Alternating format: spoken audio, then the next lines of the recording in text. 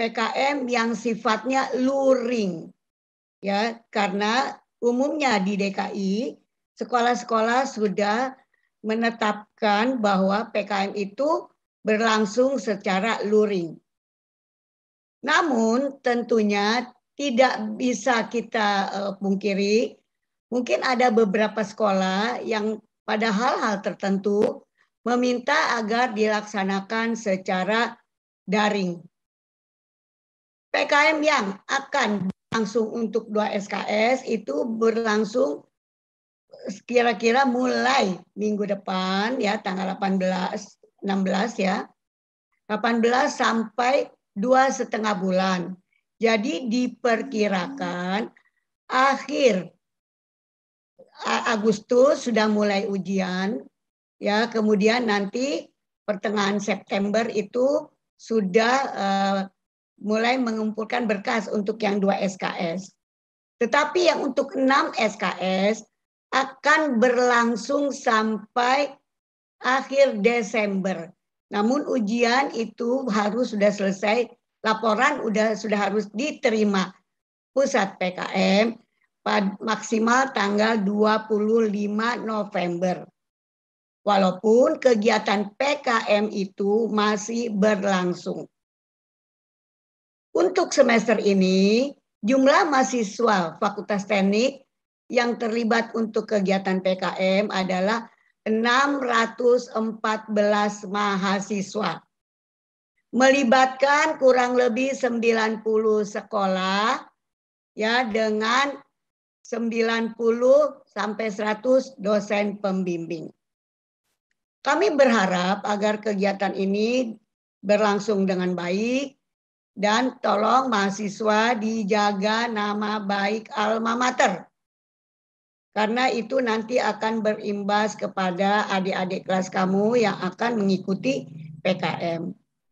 Yang perlu diperhatikan di sini adalah mengantar mahasiswa itu harus dengan dosen pembimbing. Begitu pula dengan mengakhirinya. Biasanya akhir kegiatan itu bisa berupa rapat-rapat dengan guru untuk nilai atau mungkin ada perpisahan.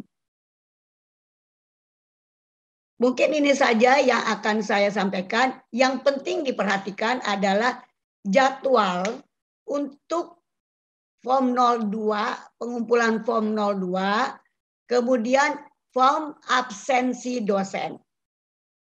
Untuk dosen, absensi maksimal 8 kali pertemuan dengan catatan luring. Jadi ada datang ke sekolah. Mungkin nanti lebih detailnya akan dijelaskan oleh narasumber Ibu Tara dari Fakultas Fakultas Bahasa dan Seni. Wabillahi, mungkin sampai sini saja. Wabillahi taufik wal hidayah. Wassalamualaikum warahmatullahi wabarakatuh. Mudah-mudahan saudara bisa menjalani kegiatan ini dengan baik dan jaga kesehatan selama kegiatan PKM. Assalamualaikum warahmatullahi wabarakatuh.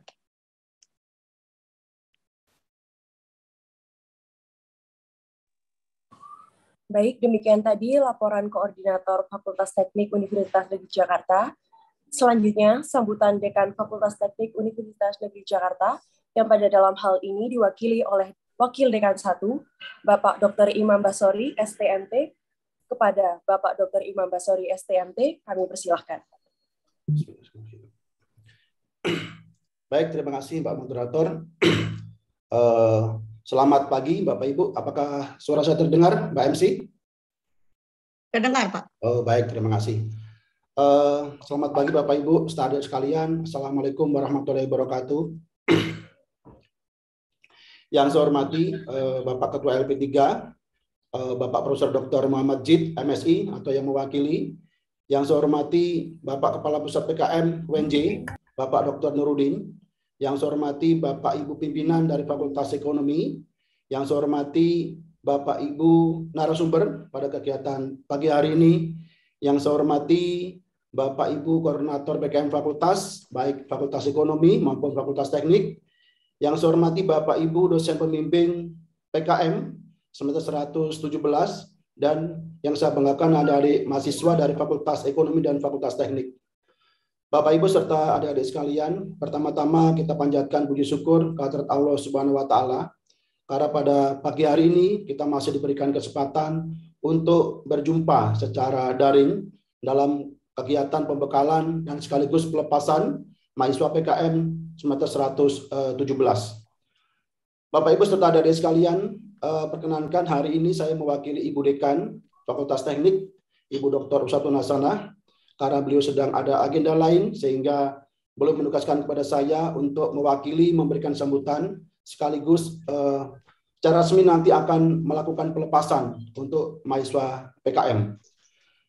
Adik-adik sekalian, perlu kita ketahui bahwasanya kegiatan PKM ini adalah kegiatan yang rutin, kegiatan yang reguler. Seperti kita ketahui bahwasanya PKM adalah salah satu syarat mahasiswa prodi kependidikan untuk bisa lulus menyelesaikan gelar sarjana pendidikan. Dan kita ketahui bahwasanya tadi sudah disampaikan oleh Bu Harsuyanti, dari FT untuk semester 117 ini ada sekitar 614 mahasiswa yang akan melaksanakan PKM di beberapa sekolah tentunya. Dan dari FE sekitar kira-kira ada 252 mahasiswa yang akan melaksanakan kegiatan PKM di semester ini. Adik-adik sekalian, perlu kita ketahui bahwasanya kegiatan PKM ini sekarang ini sudah mulai bertransformasi ya.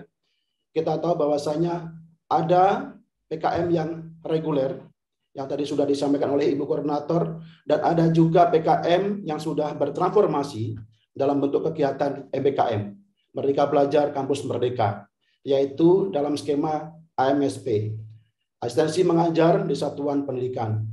Tentunya adik-adik sekalian juga sudah memahami apa perbedaan antara PKM reguler dengan PKM AMSP.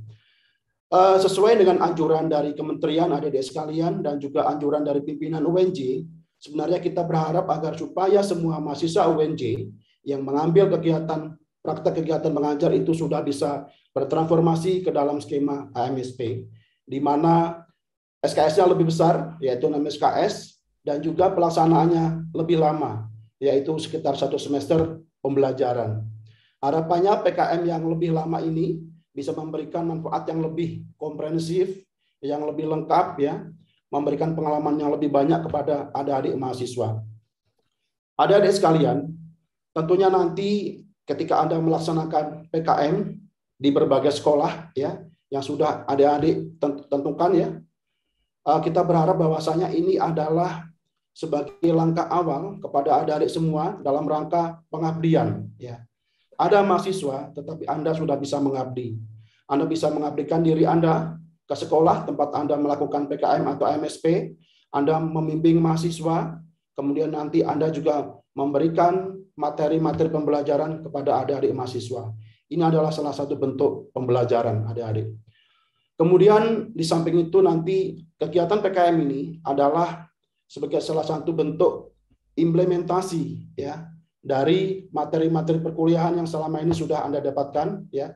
Tentunya sebagai mahasiswa prodi pendidikan, Anda sudah mendapatkan beberapa mata kuliah MKDK. Mungkin MKDK selama ini Anda hanya bisa mendapatkan secara teori saja, dan inilah kesempatan bagi Anda, ya, di sekolah masing-masing nanti untuk mengimplementasikan teori-teori yang sudah Anda dapatkan selama perkuliahan ke dalam dunia yang nyata. Karena nanti di sana Anda akan bertemu dengan mahasiswa dengan berbagai macam karakternya, ya. Tentunya ada yang pinter, ya, ada yang sedang-sedang, ya, ada yang bandel, dan Anda nanti juga akan berinteraksi dengan lingkungan sekolah, dengan pimpinan sekolah, dengan guru, kemudian dengan tenaga pendidikan yang ada di sekolah. Inilah kesempatan bagi Anda untuk belajar berinteraksi, belajar bersosialisasi, ya, belajar untuk mengimplementasikan apa yang selama ini ada di benak Anda. Kemudian Anda akan menempuhnya secara langsung dalam kehidupan yang nyata. Adik-adik sekalian, kami dari pimpinan fakultas dan juga dosen berharap kuliah ini atau kegiatan PKM ini bukan hanya sebatas syarat Anda untuk lulus ya, baik 2 maupun 6 SKS. Tetapi lebih dari itu kami berharap ini adalah kesempatan bagi Anda untuk bisa mengabdi ya, belajar baik secara teori maupun yang implementatif. Kami juga berharap Anda selama di sekolah nanti bisa menjaga nama baik alma mater, menjaga nama baik universitas, menjaga nama baik fakultas, menjaga nama baik program studi. Seperti tadi yang sudah disampaikan oleh Ibu Harsuyanti. Karena itu penting adik-adik, pertama itu adalah demi kelangsungan kegiatan ini, ya. Kalau Anda melakukan hal-hal yang tidak baik, tentunya nanti akan berakibat kepada adik kelas Anda, sehingga nanti kalau misalnya Anda berbuat tidak baik, kemudian track record-nya juga jelek, sehingga nantinya kalau ada adik kalian ingin melaksanakan PKM di sekolah yang sama, itu nanti responnya akan kurang baik ya, bahkan mungkin ditolak. Sehingga lagi-lagi kami berpesan sebagai pimpinan fakultas ya, sebagai dosen dan juga orang tua Anda di kampus, kami berpesan lakukan PKM dengan baik ya, ikuti aturan yang ada di sekolah dan jaga nama baik alma mater. Tentunya kami berharap semoga kegiatan PKM ini ya, baik yang reguler maupun MSP bisa berjalan dengan lancar ya. Kalau sesuai jadwal, kegiatan ini akan dilaksanakan dari bulan Juli ya, 18 Juli ini sampai bulan November untuk yang MSP. Semoga rentetan kegiatan bisa berjalan dengan lancar dari awal sampai akhir, sehingga nantinya Anda bisa pergi dari sekolah dengan segudang pengalaman, dan juga Anda nanti bisa lulus dengan nilai yang maksimal. Mungkin itu adik-adik yang bisa saya sampaikan. Kurang lebih saya mohon maaf juga kepada Bapak Ibu dosen pembimbing.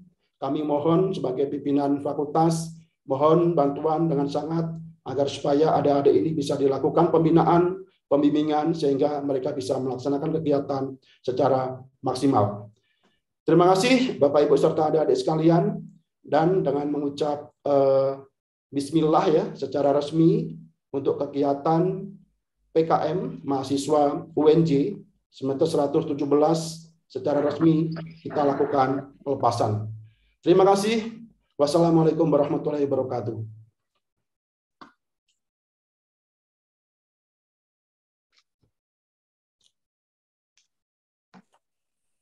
Selanjutnya, marilah kita dengarkan sambutan Koordinator Pusat PKM Dr. Nurudin, MA. Kepada Bapak Dr. Nurudin, MA, dipersilahkan.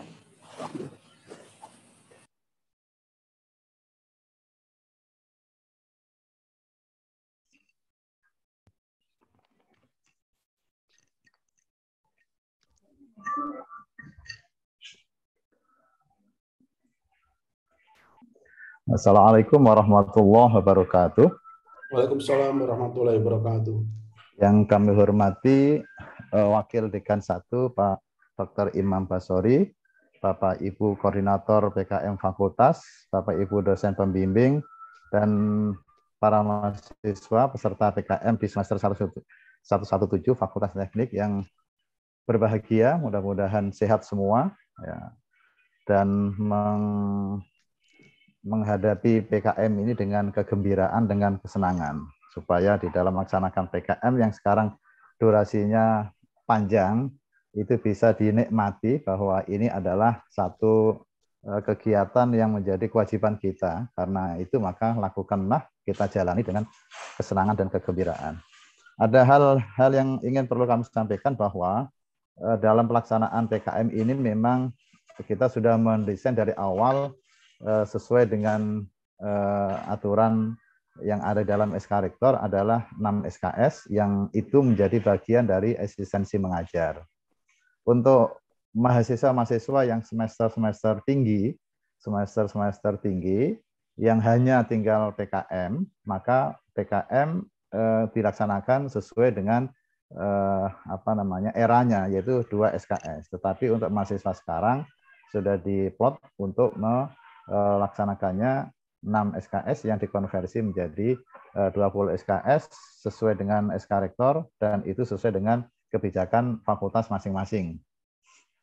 Tapi secara umum dikonversi menjadi 20 SKS, berarti sisa 14 karena PKM-nya 6, dan 14 SKS itu bisa diambilkan dari mata kuliah yang ada di SK Rektor atau 100% dari mata kuliah prodi atau gabungan. Tetapi secara umum bahwa pelaksanaan PKM ini akan dilaksanakan 6 SKS yang waktunya sampai 1 semester full, di mana mahasiswa tinggal atau menetap atau full berada di sekolah selama 1 semester. Saya ingin menyampaikan slide-nya, mudah-mudahan terlihat.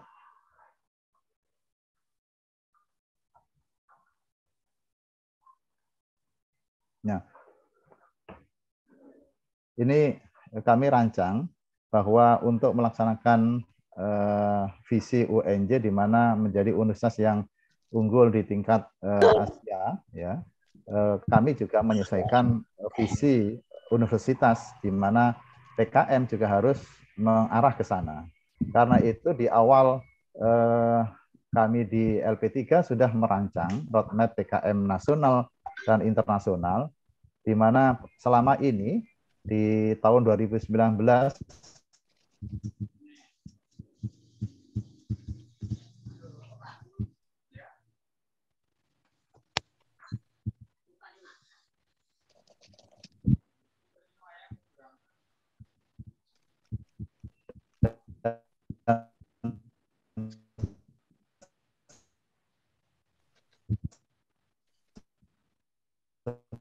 sebelumnya bahwa PPL dan di sekolah-sekolah yang sifatnya nasional yang 20 PKM sudah samping reguler Jabodetabek juga T. 3T itu ketika ada pada masa atau era pandemi di mana para mahasiswa yang ada di daerah-daerah tertentu boleh melaksanakan PKM sesuai dengan lokasinya, baik di Sumatera, kemudian Sulawesi, Jawa Tengah, Jawa Barat, dan sebagainya. Itu kita layani. Tetapi juga sudah internasional.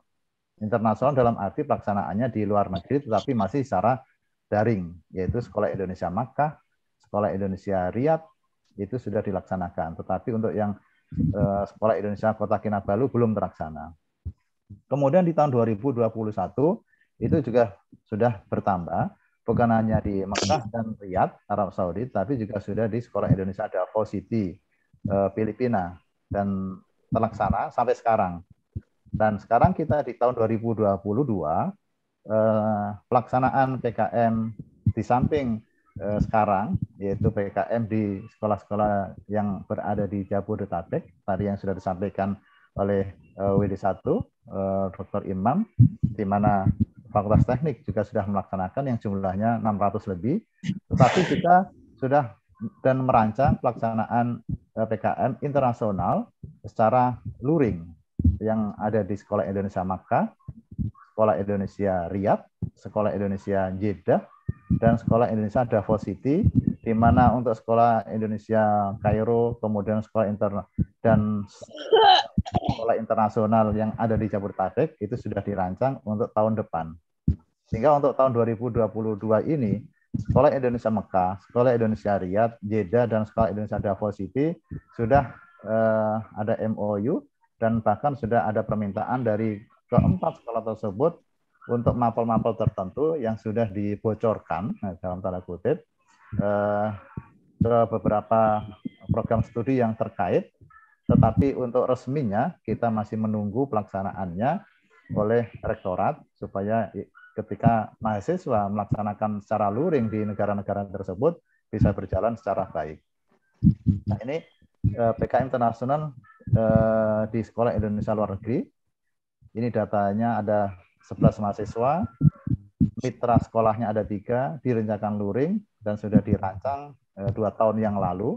Kemudian kalau di Sekolah Indonesia Davao City, Filipina, itu juga permintaannya ada 11 mahasiswa, sekolah mitranya hanya 1 dan direncanakan luring dengan skema pembiayaan yang sudah dirancang dan sekarang sedang dalam taraf finalisasi di WR1 dan rektorat. Nah, ini yang mata pelajaran yang dibutuhkan di Sekolah Indonesia Riyadh itu ada 4 orang, barangkali nanti di teknik ada. Ini yang di Jeddah ada 6, kemudian ini yang di Mekah ada 1, lalu ya ini yang ada di Filipina teknologi informasi dan komunikasi barangkali teknik ini. Nah, lalu ada sekolah internasional yang ada di Jabodetabek, ya, Jabodetabek, dan sekarang sudah ada mahasiswa 7 orang yang daftar. Sekolah mitranya ada 2 dan direncanakan juga luring di semester 117. Ini semua dalam rangka untuk menjadikan pusat PKM menjadi pusat yang melayani mahasiswa untuk bersama-sama mencoba untuk mengimplementasikan visi universitas kita, Universitas Negeri Jakarta, sebagai universitas yang bereputasi di tingkat Asia. Karena itu PKM atau pusat PKM juga menyesuaikan. Khusus pelaksanaan PKM di semester 117 di Sekolah Jabodetabek yang dilaksanakan oleh Fakultas Teknik di semester 117 ini, barangkali ada hal yang ingin kami sampaikan bahwa Form 02 yaitu tentang biodata sekolah yang sudah dijadwalkan oleh pusat PKM di mana dikumpulkan tanggal 12 Agustus, maka mohon dengan sangat para mahasiswa untuk bisa melaksanakan tepat waktu. Data atau biodata sekolah ini menjadi penting karena terkait administrasi yang lain. Demikian juga Form 04 absen dosen itu tanggal 14 Oktober. Walaupun pelaksanaannya PKM ini sampai tanggal 25 November, tapi absen dosen mohon untuk diserahkan lebih awal. Tetapi di dalam absen tersebut sudah dicantumkan misalnya ujian yang di mana dosen pembimbing itu menghadiri di tanggal atau di bulan November, ditulis saja. Artinya absen dosen yang diserahkan tanggal 14 Oktober itu sudah tercantum di dalamnya pelaksanaan ujian pada bulan November. Ini kami sudah merancangnya dalam rangka untuk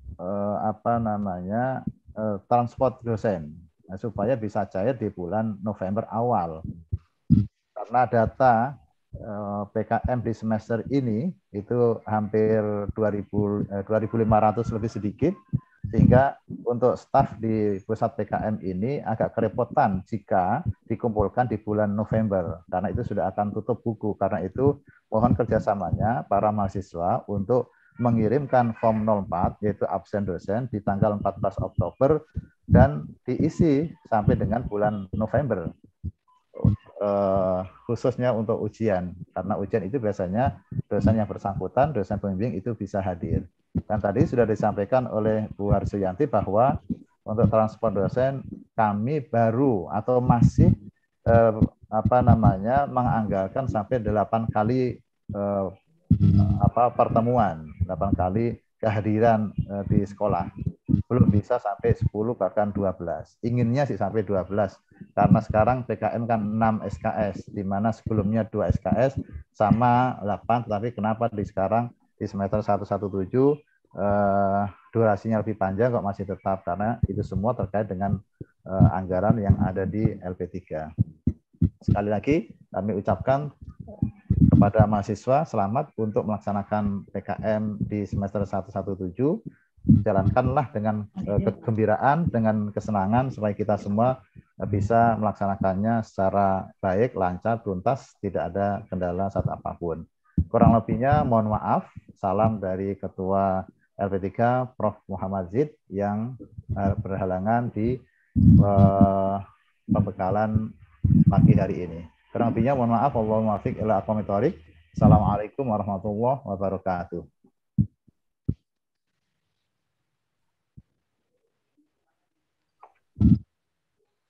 Acara selanjutnya, pemaparan materi pembekalan PKM semester 117 oleh Ibu Tara Mustikaning Palupi, M.Hum. Kepada yang kami hormati, Ibu Tara Mustikaning Palupi, M.Hum, dipersilakan. Baik, terima kasih. Ada Afrila. Apakah suara saya sudah terdengar? Sudah, Ibu. Oke, sudah. Terima kasih. Baik, Assalamualaikum warahmatullahi wabarakatuh. Salam sejahtera bagi kita semua. Salam sehat. Yang terhormat Bapak Wakil Dekan Fakultas 1 Fakultas Teknik, Bapak Dr. Imam Basori STMT, Bapak Koordinator Pusat PKM UNJ, Bapak Dr. Nuruddin, Bapak Ibu dosen pembimbing PKM di Fakultas Teknik, dan juga para mahasiswa PKM 117 di Fakultas Teknik Universitas Negeri Jakarta. Baik, Bapak Ibu, izinkan saya untuk memaparkan materi pembekalan PKM untuk semester 117 di Universitas Negeri Jakarta. Boleh minta tolong ditampilkan slide-nya.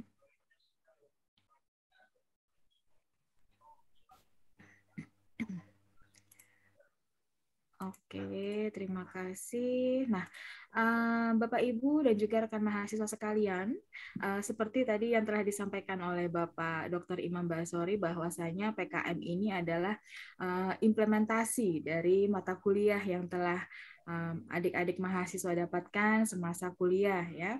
Semasa kuliah kita telah mendapatkan materi pedagogik ya, dan juga mata kuliah keahlian yang ada di prodi masing-masing. Nah, slide selanjutnya tolong.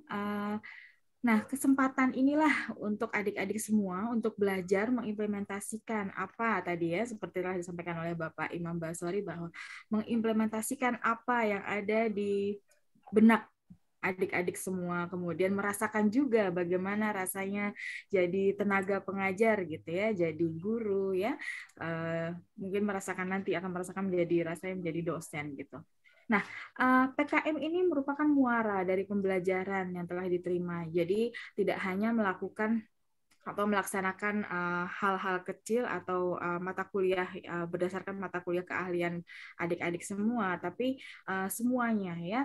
Kita juga tadi belajar bersosialisasi ya, berinteraksi dengan warga sekolah, guru, kemudian siswa, kepala sekolah, dan warga sekolah yang lainnya. Nah, untuk itu kami dari Pusat PKM UNJ sebagai unit yang tangguh dalam mempersiapkan generasi baru tenaga keguruan dan kependidikan. Nah, dari visi tersebut diturunkan menjadi beberapa misi.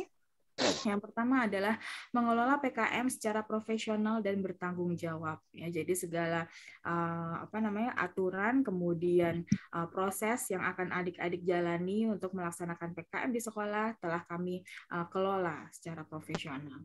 Kemudian membangun dan meningkatkan jaringan kerjasama kemitraan dengan stakeholder. Nah, di sini kita juga membangun kerjasama tadi seperti telah disampaikan oleh Bapak Dr. Nuruddin ya. Kita telah membangun kerjasama dengan banyak sekali sekolah mitra kami ya di dalam dan di luar negeri ya. Bahkan sekarang mulai ada program PKM internasional yang luring ya, yang langsung datang ke sana ya. Jadi tidak melalui online lagi, tapi kita juga bisa datang ke sana ya. Salah satunya adalah sekolah Indonesia yang ada di Arab Saudi ya, Jeddah, Riyadh, dan Mekah, dan juga yang ada di Davao. Kemudian melakukan penelitian terhadap pelaksanaan PKM. Mungkin ini beberapa ya, nanti jika adik-adik mahasiswa ada yang tertarik untuk mengambil skripsi, mengambil data dari sekolah yang telah adik-adik jalani selama PKM, itu juga bisa ya. Jadi bisa melakukan penelitian atau mengambil data mungkin untuk skripsi ya, atau untuk penelitian dosen ya bersama mitra PKM untuk melakukan penelitian.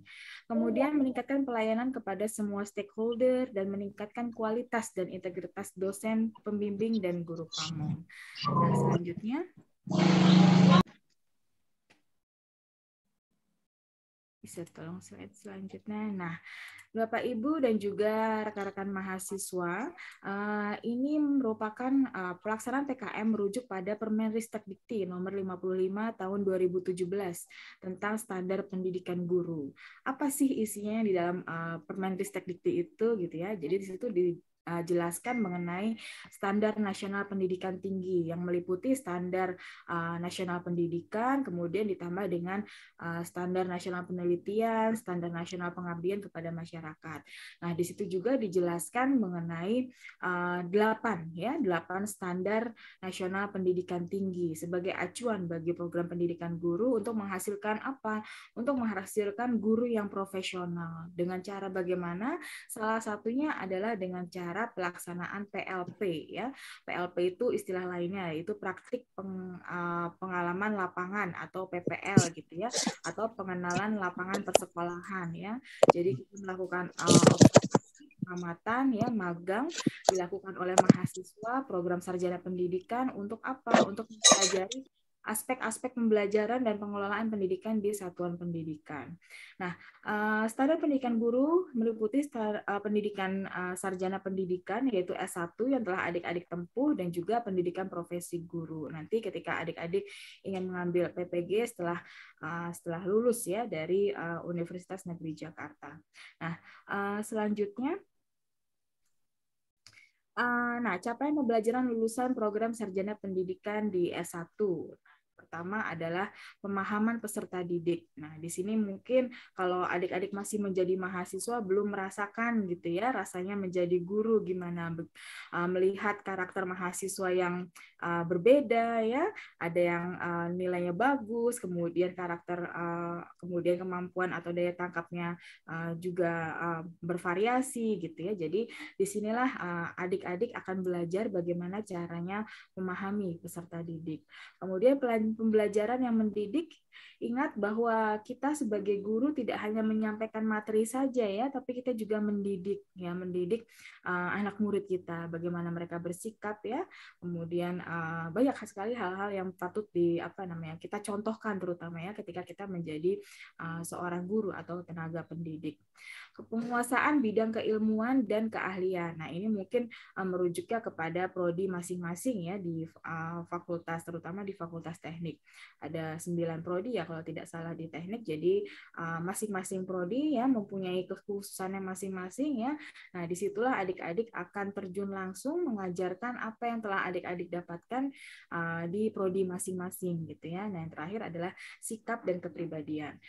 Betul sekali bahwa adik-adik akan terjun langsung ya ke sekolah, adik-adik akan menjadi spotlight di sekolah. Jadi makanya hati-hatilah dalam bersikap ya dan bertindak ya, karena kita sedang menjadi tamu nih di sekolah orang ya. Apa-apa pasti kita akan jadi sorotan ya.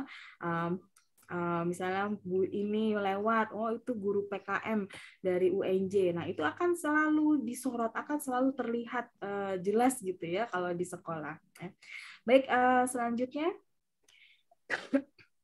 Nah, capaian pembelajaran dan beban belajar. Nah, di sini nanti adik-adik akan mempraktekkan ya bagaimana mengembangkan kurikulum ya, terutama dalam penguasaan kurikulum 2013 ya. Kalau yang sekarang yang terbaru adalah kurikulum Merdeka ya. Memahami standar isi, standar proses kurikulum 2013. Kemudian nanti adik-adik juga akan merasakan ya rasanya menyusun perangkat pembelajaran ya, dari mulai menyusun RPP ya. Kemudian mungkin RPS dulu ya, atau kalau RPS sudah ada menyusun RPP, mengambil media pembelajaran. Karena masih muda nih semuanya, jadi saya harapkan semuanya bisa memberikan pembelajaran yang menarik ya, terutama sekarang musim pembelajaran digital, micro learning ya dan lain sebagainya. Nah, itu adik-adik harus bisa lebih lebih menunjukkan hal yang beda ya dibandingkan dengan guru yang ada di sekolah. Nah, dengan begitu bisa saling belajar juga ya. Jadi guru di sekolah belajar dari adik-adik mengenai pembelajaran hal-hal baru dan yang lain sebagainya. Bahan ajar dan juga instrumen penilaian. Pelaksanaan kegiatan pembelajaran dengan menggunakan ragam strategi dan media pembelajaran. Ya, banyak sekali sekarang ya. Jadi tidak hanya terpaku pada buku teks ya, tapi juga materi-materi yang diambil dari materi atau media digital. Pengelolaan kelas ya. Ini juga sangat diperlukan ya, karena mungkin akan kaget gitu ya, karena selama ini adik-adik mahasiswa belajar di kampus masih menggunakan Zoom meeting atau online, tapi tiba-tiba kok langsung praktek langsung ya, ketemu dengan guru dan juga siswa langsung di kelas. Nah, ini juga pasti membutuhkan penyesuaian ya, tapi saya harapkan itu nggak akan terjadi lama ya untuk penyesuaiannya, karena mudah-mudahan adik-adik semua bisa beradaptasi dengan cepat. Pemanfaatan teknologi informasi dan komunikasi dalam pembelajaran. Nah, ini ya perlu diketahui, nanti adik-adik mungkin akan mengajar generasi Z yang sudah ya seperti seumuran adik-adik semua ya. usianya tidak beda jauh dengan calon siswa adik-adik yang di SMK ataupun di SMP ya. Jadi mungkin akan lebih nyambung gitu ya ketika adik-adik mengajarkan dengan generasi yang sama gitu ya. Pelaksanaan penilaian dan juga evaluasi pembelajaran. Nah, ini adalah akhir ya dari muara pembelajaran, dari mulai ujungnya nih, dari hulunya menggunakan penyusunan perangkat pembelajaran sampai nanti adik-adik membantu guru di sekolah untuk menilai ya dan melakukan evaluasi. Selanjutnya, kenapa kita melakukan asistensi mengajar atau PKM ini ya? Jadi yang pertama adalah untuk memfasilitasi mahasiswa dalam memenuhi kewajiban menempuh PKM sebagai mata kuliah dengan bobot 6 SKS. Nah, ini tadi ya seperti telah dijelaskan oleh Pak Nurudin ya, bahwa 6 SKS itu menjadi bagian dari asistensi mengajar sesuai dengan SK Rektor dan juga kebijaksanaan dari fakultas masing-masing ya. Bisa mengikuti 100% dari yang Rektor telah sampaikan pada SK, mengikuti mata kuliah ada di prodi atau gabungan dari keduanya. Kemudian meningkatkan kompetensi akademik mahasiswa sebagai calon guru. Tentunya setelah lulus dari sini ya adik-adik diharapkan pasti nanti akan menjadi guru gitu ya, akan masuk ke sekolah gitu ya. Jadi ini adalah langkah awal adik-adik ya terjun ke dunia lapangan dan persekolahan. Membentuk dan memperkuat jaringan antara Universitas Negeri Jakarta sebagai LPTK, Lembaga Pendidikan Tenaga Kependidikan, penghasil guru dengan sekolah mitra sebagai pengguna. Nah, ini ya seperti tadi juga sudah dijelaskan di awal, banyak sekali sekolah mitra yang telah bekerja sama dengan UNJ. Jadi untuk itulah adik-adik juga menjadi representasi ya dari UNJ. Jadi melihat bagaimana muka UNJ itu nanti akan terlihat di adik-adik semua. Jadi oleh karena itu kami mohon ya adik-adik bersikap dan juga berperilaku yang baik karena adik-adik masuk dan terjun langsung ke sekolah sebagai wajah dari UNJ. Pola pelaksanaan PKM yang sekarang. Nah, yang pertama ini tadi ya juga sudah dijelaskan bahwa PKM sebagai bagian dari asistensi mengajar dikonversi menjadi maksimal 20 SKS ya. Yang sekarang adik-adik akan lakukan merupakan 6 SKS gitu ya, tapi mungkin ada juga yang melakukan 2 SKS untuk angkatan di atas sebelum 2019 ya 2 SKS dan nah untuk yang asistensi mengajar 14 SKS sisanya disesuaikan dengan SK Rektor nomor 951 garis miring UN 39 garis miring KM titik 0305 tahun 2021 tentang implementasi kebijakan MBKM pada kegiatan asistensi mengajar di satuan pendidikan ya. Nah, kemudian pelaksanaan PKM, baik luring maupun daring, disesuaikan dengan pembelajaran di sekolah. Nah, tadi juga sudah dijelaskan oleh Bu Yanti bahwa mungkin ada sekolah yang masih melaksanakan PKM secara daring gitu ya. Nah, itu tidak apa-apa, lakukan saja ya sesuai dengan aturan atau ketentuan dari sekolah tersebut. Kalau misalnya pun sudah luring ya masuk tiap hari ke sekolah ya laksanakan dengan hati yang gembira gitu ya seperti kata Pak Nurudin tadi. Pelaksanaan PKM berlangsung selama 1 semester penuh yaitu 18 Juli hingga 25 November 2022. Jadi perhatikan nanti untuk tanggal-tanggal penting kapan adik-adik mahasiswa harus mengumpulkan berkas-berkas yang telah ditentukan ya oleh pusat PKM. Kita akan lihat nanti tanggal berapanya. Selanjutnya, nah ini adalah alur pendaftaran PKM. Kalau kita sudah sampai pembekalan, berarti alur ini sebenarnya sudah dilakukan semua ya. Nah, yang pertama ini adalah pendaftaran melalui online Siakat. Nah, nanti mungkin ketika adik-adik sudah bayaran semester 17, adik-adik juga akan mengisikan Siakat dan juga kalau untuk membuat PKM sudah kemarin ya sudah diisikan oleh adik-adik mahasiswa dan juga koordinator PKM Prodi juga sudah mengirimkan datanya ke pusat PKM. Ini juga sudah dilakukan nih pemetaan kelompok PKM oleh koordinator Prodi dan juga koordinator PKM Fakultas melaksanakan input ya data di website dan ini data-data juga sudah diolah oleh pusat PKM di cross check dan juga nah ini sedang dalam proses nih surat izin PKM ya. Kalau yang sudah ada mungkin adik-adik bisa mengecek di laman websitenya PKM UNJ yang di bit.ly PKM UNJ 2022 bahwa tadi kemarin sudah ada surat izin PKM 117. Jadi nanti ketika adik-adik mahasiswa ingin datang ke sekolah bersama dosen pembimbing, ya silakan di-download surat izinnya dan disampaikan kepada pihak sekolah gitu ya. Surat izin itu masih dari LP3, jadi nanti yang dari dinas akan menyusul. Kemudian, nah ini website yang bisa adik-adik akses untuk mengambil data PKM 117 ya di bit.ly /PKM UNJ 2022. Kemudian selanjutnya, nah ini alur kegiatan PKM asistensi mengajar di sekolah. Nah sekarang kita sudah masuk nih ke sesi pembekalan selama 1 hari. Nah, nanti ketika sudah disepakati oleh dosen pembimbing dan juga guru pamong, adik-adik akan diantar oleh dosen pembimbing ke sekolah, ya, diantar perkenalan ya dengan wakasek, dengan kepala sekolah, dengan guru pamong gitu ya. Nanti menentukan jadwal dan juga kesepakatan-kesepakatan lainnya.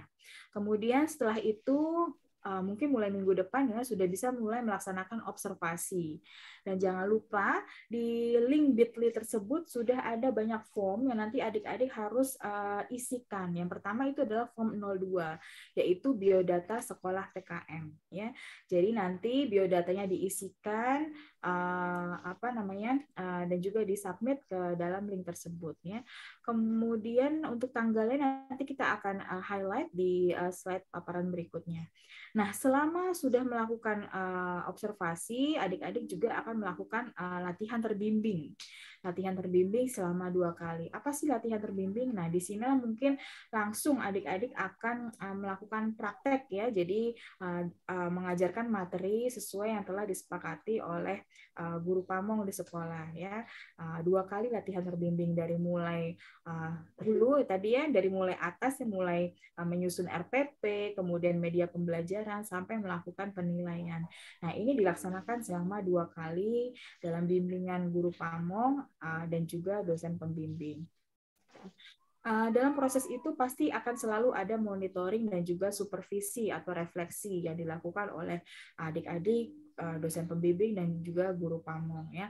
Apa saja yang sudah baik yang sudah dilakukan oleh adik-adik, cara mengajarnya kah sudah luwes kah ya, sudah menguasai materi kah ya, bagaimana interaksi dengan dengan siswa-siswa di sekolah gitu ya.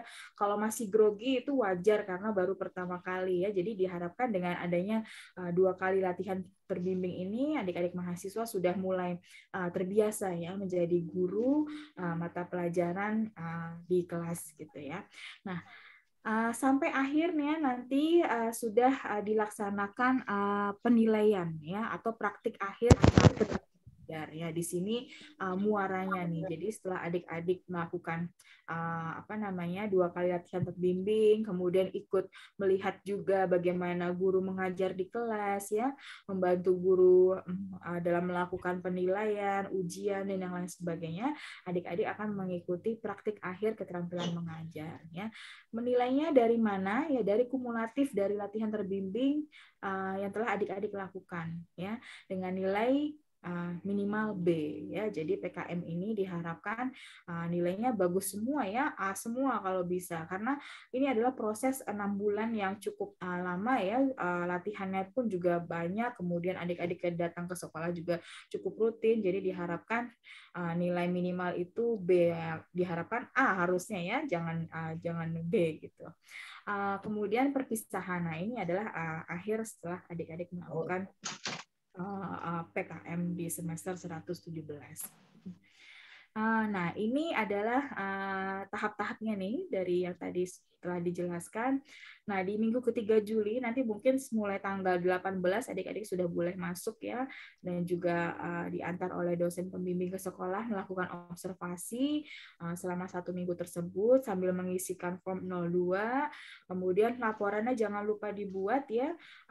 Nah, ini melakukan latihan terbimbing. Jadi selama minggu kedua sampai hingga minggu ke-18 pelaksanaan PKM, adik-adik akan melakukan latihan terbimbing terutama dibimbing oleh guru pamong ya dan juga dosen pembimbing. Nah, praktik akhir ada di bulan ketiga, minggu ketiga bulan November. Nilainya harus bagus semuanya, dan juga laporan akhir berupa laporan kelompok akan dikumpulkan di akhir November. Untuk tanggalnya nanti akan kita cek di slide berikutnya. Apa saja sih yang dilakukan pada saat observasi? Nah, ini adik-adik akan melihat lingkungan sekolah, ya, lingkungan fisik, fasilitasnya apa saja. Kemudian jika melakukan atau menggunakan media pembelajaran e-learning tuh apa saja yang digunakan gitu ya. Dan juga proses pembelajaran oleh guru pamong ya. Jadi adik-adik akan mengamati bagaimana guru pamong di sekolah melaksanakan pembelajaran. Nah, ini latihan terbimbing, ada latihan mengajar tadi ya, sebanyak 2 kali adik-adik akan mengajar di kelas gitu ya. Mungkin beberapa kali akan diminta guru pamong untuk menggantikan mengajar gitu ya, mengisi materi di kelas. Nah, itu lakukan saja ya, karena semuanya adalah proses adik-adik menjadi seorang guru di sekolah. Latihan tugas-tugas keguruan lainnya ya, ini seperti menilai ya, membuat soal ya, kemudian apa namanya, dan hal yang lainnya. Mungkin piket sekolah juga akan masuk ke dalam apa namanya, tugas-tugas lain yang diberikan oleh sekolah ya. Selanjutnya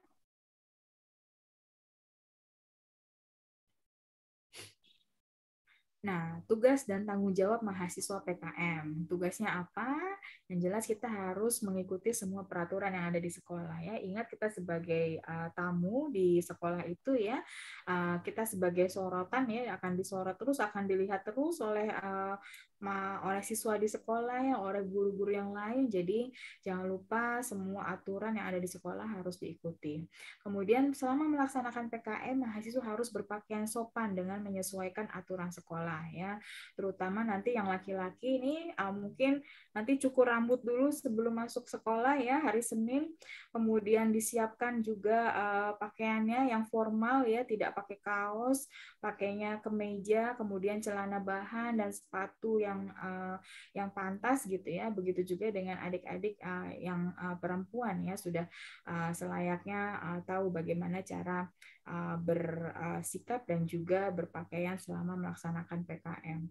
Nah, ini pengisian format 02 biodata sekolah PKM ya. Nanti formatnya ada di dalam link ya, link website PKM. Adik-adik silakan di-download. Nanti dikirimkan dalam bentuk scan ke web pusat PKM. Nah, data-datanya diisikan harus menggunakan tanda tangan cap dan cap basah dari sekolah. Tapi nanti untuk pengiriman datanya, pengiriman format 02 berupa scan ke web pusat PKM ya, paling lambat tanggal 12 Agustus untuk administrasi kontrak PKM. Dan juga menyerahkan format berita acara dan laporan PKM kepada dosen pembimbing dan juga guru pamong sebelum praktik akhir. Nah, karena laporan PKM dan juga berita acara ini merupakan bagian dari penilaian untuk nilai praktek akhir ya PKM di semester 117. Nah, ini pembelajaran bersama guru. Apa nanti yang adik-adik akan jalani di sekolah gitu ya. Yang pertama itu adalah administrasi guru. Ya, sebagai guru mungkin nanti adik-adik akan dimintakan tolong untuk membuat RPS, RPP ya. Kemudian daftar hadir dan juga ini mungkin sistem administrasi sekolah atau untuk rapot online ya. Jika guru pamong adik-adik merupakan wali kelas, nanti mungkin adik-adik juga akan diminta bantuan untuk mengisi daftar hadir online ya, kemudian buku peta siswa, piket kelas, program wali kelas, dan juga daftar inventaris kelas. Jadi sudah benar-benar nih merasakan rasanya jadi guru di sekolah. Tugas-tugas guru ya, membuat soal ya dalam hal pengetahuan, pemahaman, analisis, sintesis, dan evaluasi, dan juga membuat soal-soal dalam berbagai bentuk ya, pilihan ganda atau esai dan yang lain sebagainya. Ya, selanjutnya. Nah, latihan terbimbing. Nah, ini tadi ya sudah dijelaskan di awal, latihan terbimbing sebanyak 2 kali ya. Jadi ketika latihan terbimbing itu adik-adik harus membuat dulu RPP-nya ya. Kita sebagai guru di sekolah ya tidak langsung mengajar, tapi harus ada plan-nya atau rencananya gitu ya, ada outline-nya ya, menyerahkan RPP yang telah dikonsultasikan kepada dosen pembimbing atau guru pamong. Nah, misalnya adik-adik yang mengajarkan materi apa di sekolah, nah itu dibuatkan dulu RPP-nya, kemudian kemudian media pembelajarannya apa, ya, kemudian dikonsultasikan kepada dosen pembimbing dan guru pamong. Mahasiswa melakukan pembelajaran di bawah pengamatan dosen pembimbing atau guru pamong. Nah, di sini mungkin dosen pembimbing bisa juga mengamati ketika adik-adik sedang mengajar, ya, guru pamong pun juga bisa langsung, ya, menilai dan mengamati pembelajaran dilakukan oleh adik-adik di sekolah. Mahasiswa mengemukakan masalah yang dihadapi kepada dosen pembimbing atau guru pamong pada kegiatan refleksi sebelum memberikan umpan balik. Nah, nanti adik-adik akan bercerita, akan melakukan refleksi bagaimana pembelajaran itu berlangsung, ya. Apakah materi yang sudah adik-adik buat sudah adik kuasai gitu, ya. Kemudian penguasaan di kelas pun, nah nanti adik-adik akan konsultasi dengan dosen pembimbing dan guru pamong. Nah, ini dilakukan sebanyak kurang lebih 2 kali. Jadi 2 kali itu adik-adik sudah melaporkan, ya. Mudah-mudahan di latihan terbimbing yang kedua ada progres gitu, ya. Mungkin yang awal masih grogi, tapi yang kedua sudah mulai lancar gitu ketika menjelaskan materi di depan. Praktik akhir, nah ini akan dilakukan di akhir bulan November. Dilaksanakan setelah mahasiswa selesai melakukan latihan terbimbing sebanyak 2 kali. Guru pamong dan dosen pembimbing merasa sudah melakukan ujian akhir atau praktik akhir PKM. Nah, ini adik-adik akan melakukan praktik akhir PKM. Ya, sama prosesnya, ya, membuat RPP dulu, kemudian dikonsultasikan, dan sampai akhirnya nanti di praktik akhir PKM, dosen pembimbing dan juga guru pamong akan menilai adik-adik. Ketua kelompok PKM mengunduh berita acara di website PKM. Nah, pokoknya website PKM itu merupakan acuan, ya, adik-adik semua untuk informasi dan juga pengumpulan tugas-tugas yang berkaitan dengan PKM, ya. Menyerahkan RPP praktik akhir, berita acara, dan laporan PKM kepada dosen pembimbing dan guru pamong. Nah, ini akan menjadi bagian dari penilaian juga, ya, untuk adik-adik dalam memperoleh nilai praktik akhir PKM, ya. Nilai praktik akhir merupakan kumulatif nilai latihan terbimbing dan nilai praktik akhir PKM, ya. Jadi akumulasi dari 2 kali latihan terbimbing itu dan juga praktik akhir yang adik-adik nanti akan laksanakan di akhir November, ya. Selanjutnya, nah, apa saja sih laporan akhir yang harus dibuat? Nah, ini adalah laporan akhir itu dibuat per kelompok, ya. Jadi kecuali latihan terbimbing dan juga praktik akhir, laporan akhir ini dibuat per kelompok mahasiswa PKM, ya. Jadi jika di sekolah ada satu kelompok rumpun prodi yang sama, jadi adik-adik akan membuatnya bersamaan dengan rekan-rekan yang lainnya. Dengan format laporan, ya, ketentuannya yaitu A4, TNR, ukurannya 12, serta size 1,5, dibuat dalam bentuk soft copy dan diunggah ke dalam laman PKM. Jadi nanti akan ada disediakan link, ya, untuk mengunggah laporan akhir PKM. Dilengkapi dengan link 1 video pembelajaran. Perwakilan per kelompok PKM 1 video yang diunggah ke YouTube dan memuat judul materi program studi dan sekolah PKM. Nah, jangan lupa nanti ketika adik-adik melakukan latihan terbimbing sebanyak 2 kali itu direkam, ya. Jadi nanti rekamannya akan dikumpulkan, ya, diedit dulu, ya, diedit, kemudian diupload ke YouTube, isinya apa saja, judul, kemudian materi, adik-adik mengajarkan materi apa, prodi, dan juga nama sekolah PKM. Nah, di situ mungkin bisa diberikan penjelasan adik-adik sedang mengajarkan materi apa, kemudian tahap-tahapnya apa saja yang dilakukan adik-adik ketika mengajar gitu, ya. Videonya berisi apa nih? Nih, ini yang harus ada, ya, tujuan pembelajaran. Ketika adik-adik menjelaskan tujuan pembelajaran kepada siswa.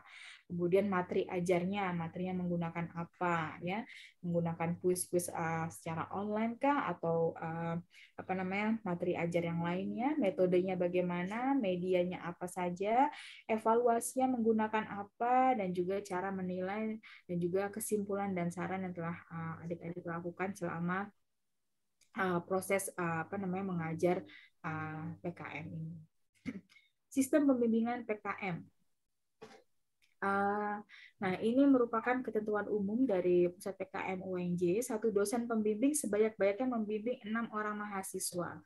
dan minimal 1 orang. Ini mungkin yang kemarin ketika PKM jarak jauh ya, ada beberapa dosen pembimbing yang membimbing PKM daring ya, hanya 1 mahasiswa tapi di luar Jabodetabek. Dosen pembimbing melakukan pembimbingan secara intensif, baik luring maupun daring, disesuaikan dengan pembelajaran di sekolah. Jadi adik-adik bisa konsultasi kepada dosen pembimbing ya, nanti langsung atau di sekolah ya, luring ataupun daring, mengenai permasalahan atau ingin mengonsultasikan apa saja yang berkaitan dengan PKM di sekolah. Proses pembimbingan oleh dosen pembimbing meliputi refleksi hasil kegiatan, kemudian identifikasi masalah dan hambatan ya, serta alternatif dan solusi permasalahan yang dihadapi oleh mahasiswa. Jadi adik-adik mahasiswa bisa curhat apa saja ya dengan dosen pembimbing mengenai PKM yang telah adik-adik jalani di sekolah. Guru Pamong melakukan pembimbingan melekat secara intensif selama mahasiswa melakukan PKM di sekolah mitra ya, karena Guru Pamong akan bertemu setiap hari ya dengan adik-adik mahasiswa di sekolah ya. Pastinya akan ada tugas-tugas yang akan diberikan oleh Guru Pamong kepada adik-adik. Tugas dosen pembimbing ini saya sebutkan saja. Yang pertama adalah mengikuti pembekalan PKM secara daring, kemudian mengantar mahasiswa ke sekolah ya, kemudian membimbing mahasiswa menyusun RPP, melakukan praktek mengamati mahasiswa melakukan praktik PKM bersama Guru Pamong, melaksanakan supervisi klinis dan umpan balik, dan juga mengecek laporan akhir dan menyerahkan berkas hasil PKM ke pusat PKM UNJ sesuai dengan jadwal. Jadi mohon kiranya Bapak Ibu dosen pembimbing dapat memonitor rekan-rekan mahasiswa ya untuk melihat jadwal kapan harus dikumpulkan format-format atau berkas-berkas PKM ke pusat PKM P3 UNJ. Selanjutnya tugas Guru Pamong ini membimbing mahasiswa PKM ya, memperkenalkan mahasiswa PKM dengan semua guru dan staf sekolah, mengajak mahasiswa berpartisipasi dalam model pembelajaran yang diterapkan di sekolah. Jadi nanti semuanya akan dibimbing oleh Guru Pamong ketika adik-adik berada di sekolah. Selanjutnya, nah, ini adik-adik mahasiswa dan juga Bapak Ibu dosen pembimbing, semua data PKM akan bisa Bapak Ibu akses dan juga adik-adik akses di link bit.ly /PKM UNJ 2022 ya. Jadi semua jadwal, kemudian form-form, kemudian lembar observasi dan juga nanti surat izin dari Dinas Pendidikan akan semuanya dipost di dalam link bit.ly tersebut. Yang sudah ada adalah surat izin dari Kepala LP3 UNJ. Di situ sudah ada, jadi Bapak Ibu ketika nanti akan mengantarkan mahasiswa ke sekolah PKM bisa mendownload dulu surat izin dari LP3 sebelum nanti memberikan surat izin dari Dinas Pendidikan. Nah, ini yang sudah juga ada di link bit.ly, data pendukung penilaian mahasiswa, yaitu APKCG, alat penilaian kemampuan calon guru PKM, berupa 2 eksemplar per mahasiswa. Ya. Kemudian format untuk latihan pembimbing, lembar observasi, dan juga berita acara rangkap 3. Semuanya dapat Bapak Ibu akses di link bit.ly UNJ, PKM UNJ 2022. Selanjutnya, nah Bapak Ibu dan juga rekan mahasiswa, ini merupakan informasi tambahan dari pelaksanaan PKM. Yang pertama, ini tadi ya sesuai dengan SK Rektor bahwa nilai SKS PKM di semester 117 adalah 6 SKS dan 14-nya disesuaikan dengan ketentuan dari SK Rektor fakultas atau prodi masing-masing. Pelaksanaan PKM di sekolah selama 1 semester penuh. Jadi nanti disepakati oleh Guru Pamong dan juga pihak sekolah berapa hari adik-adik mahasiswa akan melaksanakan PKM di sekolah. Ada yang dari pagi sampai siang atau melaksanakan piket juga ya, dari pagi sampai selesai sekolah gitu ya.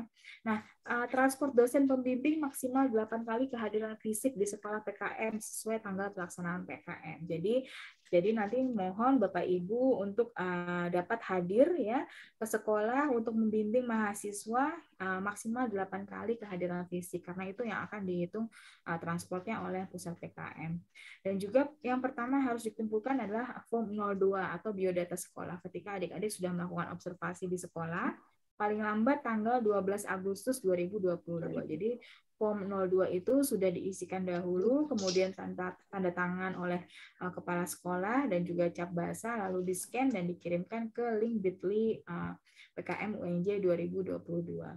Nah, form 04, meskipun kegiatan PKM kita belum berakhir di bulan Oktober ini, tapi diharapkan pengumpulan form 04 itu atau presensi dosen sudah dikumpulkan tanggal 14 Oktober 2022. Jadi nanti dituliskan saja kira-kira kapan rencana akan melaksanakan praktik akhir PKM ya, meskipun belum selesai nih tanggal 14 Oktober, belum selesai di tanggal 14 Oktober, tapi diharapkan sudah dituliskan sampai 8 kali pertemuan ya, dan dikumpulkan tanggal 14 Oktober 2022.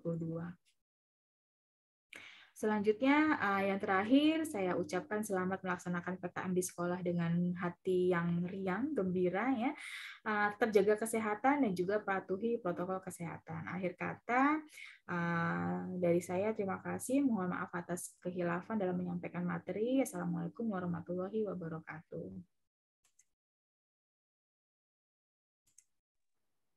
Baik, terima kasih Ibu Tara Mustikaning Palu PM Home.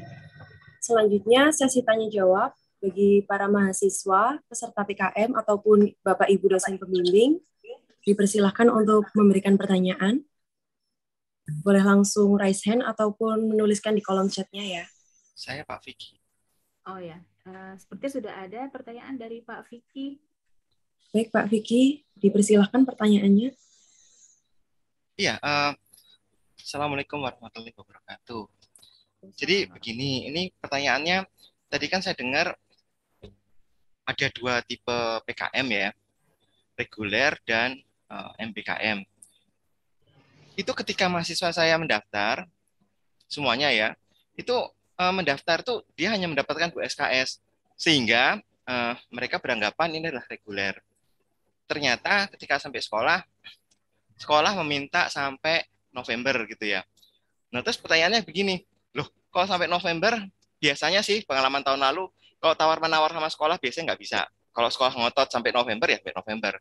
Nah, pertanyaannya, itu kenapa kok nggak ada pilihan MBKM ya di siakat mereka gitu ya? Atau kalau misalnya bisa ganti, apakah bisa ganti dari yang reguler ke apa itu namanya MBKM? Karena saya dah cek ke mereka, yang ditawarkan itu hanya apa itu namanya PKM yang 2 SKS itu. Saya juga lihat hasilnya di tampilan siakat mereka itu 2 SKS.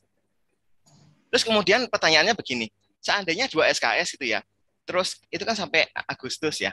Terus kalau misalnya sekolahnya ngotot sampai November itu bagaimana? Itu pertanyaan tahun lalu. Tapi misalnya gini, oke, sekolahnya tidak mau ya, tetap maunya mau sampai November gitu ya. Terus ya pindahnya bagaimana cara pindah dari reguler ke MBKM? Itu aja sih pertanyaan saya. Terima kasih. Oke, baik. Terima kasih Pak Vicky. Mohon maaf sebelumnya, ini untuk mahasiswa angkatan berapa ya Bapak? 2019. Oh, itu mesti 6. Itu harusnya 6 Bapak. Mesti 6. Ya, tapi pilihannya di siakat mereka tuh nggak ada 6. Jadi satu-satunya pilihan yang ada di siakat tuh hanya 2 SKS. Itu masalahnya. Terus gimana cara menggantinya? Karena di pilihannya nggak ada. Nanti mahasiswa saya silakan deh, kapan namanya, seperti tadi Mas Okta kan, dia perwakilan kami, dia mengatakan ke saya, Pak, pilihannya tuh hanya 2 saja, nggak ada yang 6 gitu. Nah ini bagaimana gitu. Tapi saya pikir-pikir kan harusnya kan proses 7 kan selama belum bayar kan, selama mengisi KRS ada ngisi lagi ya. Saya kira masih bisa diperbaiki, cuman bisa nggak diperbaiki seperti itu? Berkaitan dengan siakat ya Pak Vicky ya, mungkin iya, artinya jangan sampai mereka udah sampai November tapi mereka cuma dapat 2 SKS, kan agak rugi gitu loh. Iya. Itu dari harusnya ya, silakan Bu Yanti. Mungkin begini Pak Vicky, itu dari admin prodi yang mintakan ke siakatnya. Karena itu ada kode namanya MBKM 6 SKS dan yang PKM 2 SKS. Nah, jadi itu Untuk angkatan 2019 dari 2018 itu Pak mesti yang 6. Nah, selebihnya yang 14 SKS itu ya disesuaikan dengan model ya. Mungkin semuanya mata kuliah prodi atau ambil yang model dari UNJ di mana ada 4 mata kuliah, ada 3 mata kuliah 1, bahan ajar 4 SKS, evaluasi 4 SKS, dan media 4 SKS. Itu yang minta admin prodi Pak kemarin kita. Oke, jadi saya koordinasi. Kalau begitu nanti saya koordinasi dengan admin prodi, Bu ya. Ya. Terima kasih. Terima kasih, Bu. Ya. Bu Yanti, ya betul Pak Fikri. Jadi untuk siakat silakan dihubungi untuk admin prodi karena dari PKM pusat PKM sendiri sudah hitungannya 6 SKS untuk angkatan 2019 ini gitu. Kalau untuk angkatan yang sebelumnya 2018 2017 ya. Kemudian 2017 itu masih 2 SKS. Jadi nanti kita akan membuat jadwalnya Pak Nurudin untuk yang 2 SKS kapan mereka harus mengumpulkan berkas dan juga kapan mereka harus selesai.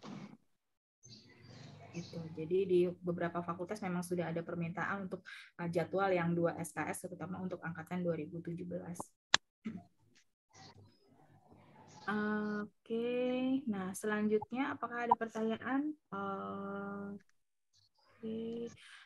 Ya Bapak Ibu untuk slide PPT sudah ada di web PKM jadi bisa diakses ke web PKM-nya Bapak Ibu jadi bisa semua data dari PKM 117 sudah tersedia di web PKM. Selanjutnya ada dari Kantoni dari Prodi Pendidikan Kesejahteraan Keluarga Fakultas Teknik. Bagaimana jika ada mahasiswa yang belum mendaftar PKM di Siakat namun sudah mendaftar di website PKM karena belum ada informasi sebelumnya untuk mendaftar Siakat sementara pendaftaran PKM di Siakat sudah ditutup. Apakah sudah ditutup pendaftaran di Siakat? Sepertinya belum dibuka. Belum deh, belum dibuka malah. Belum dibuka, malah belum dibuka karena kita kan menunggu jadwal untuk pembayaran semester 117 gitu. Jadi tidak masalah ini belum dibuka jadi nanti bisa dicek lagi ya siakatnya ketika sudah bayaran kemudian dicek kembali SKS PKM-nya harus yang 6 SKS untuk angkatan 2019 ya kan Tony.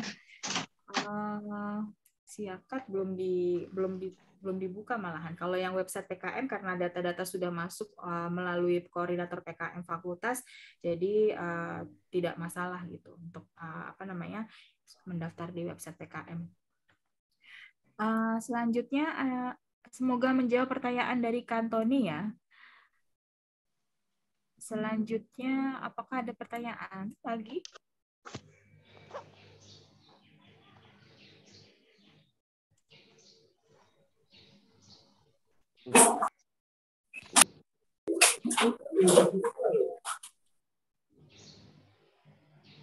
Halo Ibu, mohon maaf mau bertanya. Silakan dengan siapa? Nazma. Oh, dengan Nazma. Iya, silakan Nazma. Saya Nazma dari Pendidikan Tata Busana angkatan 2018. Jadi kemarin itu kan kelompok saya sudah ke sekolah ya. Nah, diminta untuk mengajar dengan 2 kurikulum, Kurtilas dengan Merdeka Belajar. Nah, kalau 2018 ini kan kita cuma dapat materi pas mata kuliah pendidikan itu untuk Kurtilas ya. Kalau untuk yang Merdeka Belajar, kira-kira kita bisa baca-baca di mana ya untuk mempelajarinya? Iya, karena kurikulum Merdeka Belajar kan baru juga diluncurkan, jadi semuanya masih berusaha untuk membaca situasi ya, Najma. Jadi mungkin Najma juga bisa konsultasi kepada guru pamong yang bersangkutan ya, atau juga konsultasi dengan dosen pembimbing mengenai kurikulum Merdeka. Jujur ya, kami juga sambil belajar ini ya mengenai kurikulum Merdeka. Jadi nggak apa-apa, Najma jangan takut. Yang penting konsultasikan saja jika ada kendala ya, terutama untuk penerapan kurikulum Merdeka ini. Merdeka Belajar. Iya, kurikulum Merdeka Belajar. Oke, Bu, makasih. Iya. Ya, selanjutnya ada lagi nih Dina Hairunisa ya, silakan. Oke, selamat pagi Bu. Selamat pagi ini dengan saya dengan Dina Hairunisa dari Pendidikan Teknik Bangunan angkatan 2019 Bu. Oke, silakan.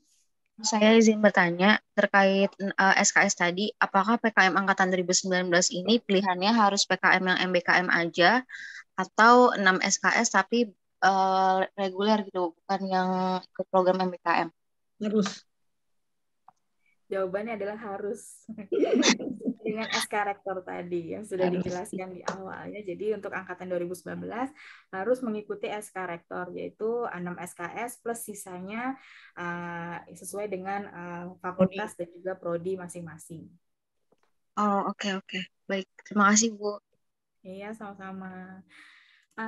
Ada lagi yang raise hand tadi?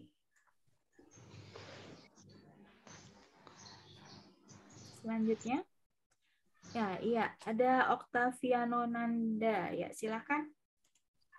Oke, terima kasih Ibu. Saya Oktaviano Nanda dari PT IKA 2019. Ada yang ingin saya tanyakan terkait PKM yang 6 SKS ini, Bu. Nah, untuk 6 SKS ini kan nanti sampai November ya. Untuk 6 SKS ini apakah akan menjadi AMSP? Nah, kalau MSP kan untuk IP semester 116-nya itu kan minimal 3,5 ya, Bu. Nah, bagaimana untuk teman-teman yang IP-nya tidak sampai segitu untuk semester 116 itu, Bu? Apakah tetap 2 SKS atau tetap 6 SKS gitu? Oke, mohon kebijakan dari Pak Nurudin bagaimana Pak mengenai IPK ini, Pak? Ya, terima kasih. Tadi ada pertanyaan dari Pak Vicky sebelumnya tadi ya. Ya Pak, ini mahasiswa bimbingan saya Pak. Iya, untuk mahasiswa-mahasiswa yang tadi semester tinggi, semester lama, yang mengambil PKM semester yang 2 SKS, saya memberikan saran untuk ditempatkan di sekolah yang berbeda, sekolah khusus itu, khusus untuk yang 2 SKS. Kalau digabung itu nanti menjadi agak sedikit gaduh, terutama pihak sekolah gitu ya. Jadi dan ketika mengantar, maka dosen pembimbing menyampaikan kepada pihak sekolah bahwa ini adalah program lama, mahasiswa angkatan lama yang hanya melaksanakan PKM untuk semester ini hanya 2 SKS gitu Pak, supaya pihak sekolah memahami. Kemudian yang barusan tadi itu bagi mahasiswa yang kurang, IP-nya kurang, belum bisa mengambil 20 SKS, untuk mahasiswa yang mengambil PKM asistensi mengajar, maka itu maksimal adalah 20, berarti boleh minimalnya, boleh kurang dari itu. Kalau IP-nya kurang, berarti dia mengambilnya, tetap PKM dimasukkan, nanti sisanya yang 14 berarti berkurang, tidak 14. Misalnya hanya 12 begitu, sehingga 12 tambah 6, 18. Kalau IP-nya kurang, supaya tidak terpotong nanti ketika di di data KRS-nya gitu. Iya, bagaimana?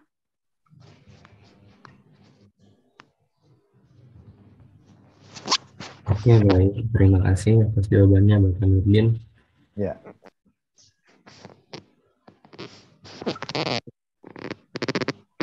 Baik, selanjutnya dari Dina Hairunisa.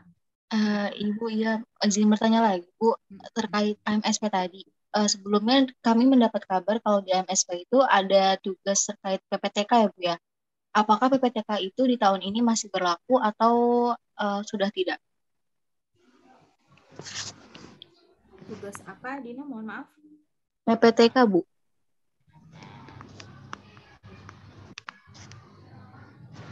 Apakah suara saya terdengar? Iya. Apa PTK? PPT, penelitian tindakan kelas. Oh, PTK. Ya, PTK kan? PTK kan ya, penelitian tindakan kelas. Itu ya, di masing-masing prodi berbeda-beda. Prodi punya itu. Ya, di prodi itu Bu, atau Mbak, di prodi yang lain ada yang tidak, tapi sebagian besar tidak ada. Oke, berarti tergantung prodi ya Pak, Bu? Betul, tergantung prodi. Baik, terima kasih atas arahannya. Assalamualaikum.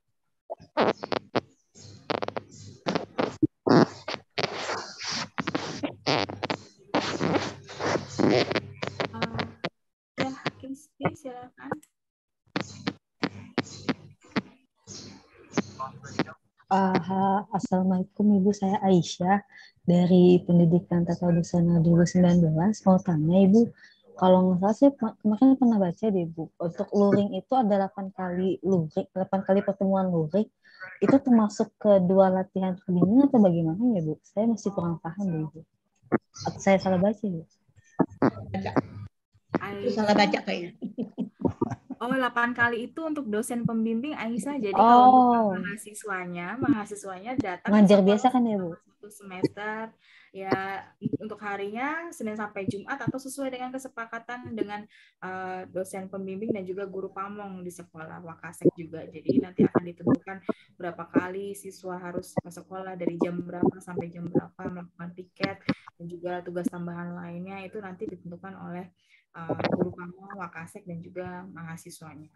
Kalau yang 8 kali kehadiran itu adalah dosen pembimbing datang ke sekolah selama maksimal 8 kali untuk perhitungan transport gitu. Oh iya, oke. Baik, terima kasih Bu. Ya. Ada lagi kah? Assalamualaikum Bu. Waalaikumsalam. Iya, dengan saya Wawan Syahputra Wijaya. Ya, dosen pembimbingnya Pak Vicky. Saya ingin bertanya mengenai SKS kan. Oke, baik. Jadi sesuai dengan keputusan rektor itu untuk semester sekarang 6 SKS untuk PKM.